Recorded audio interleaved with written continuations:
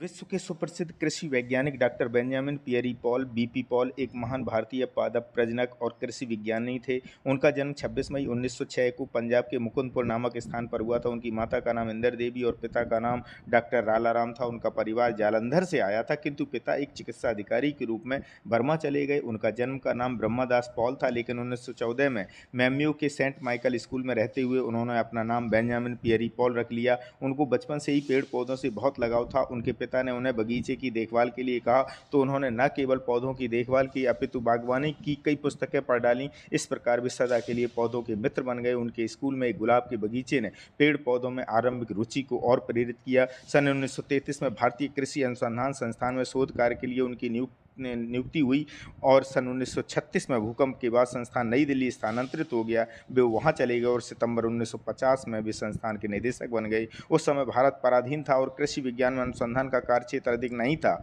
उन दिनों गेहूं में रस्ट नामक रोग बहुत पाया जाता था, जिससे गेहूं का पूरा पौधा समाप्त हो जाता था। डॉक्टर पॉल ने ऐसे गेहूं का विकास किया जिसमें रस्ट रोग के प्रतिरोधक हों। उन्होंने कई नई प्रजातियों को विकसित करने में मदद की। इन कार्यों से उन्हें बहुत प्रसिद्धि मिली। सन 1965 में वे नवगठित कृषि भारतीय अनुसंधान परिषद के पहले महानिदेशक पद पर नियुक्त हुए और 1972 में अपनी सेवानिवृत्ति तक वहाँ कार्य किया। उन्हें पद्मश्री, पद्म भूषण और पद्म विभूषण सम्मान मिला। सन 14 सितंबर 1989 को नई दिल्ली में उनका निधन हो गया। धन्यवाद।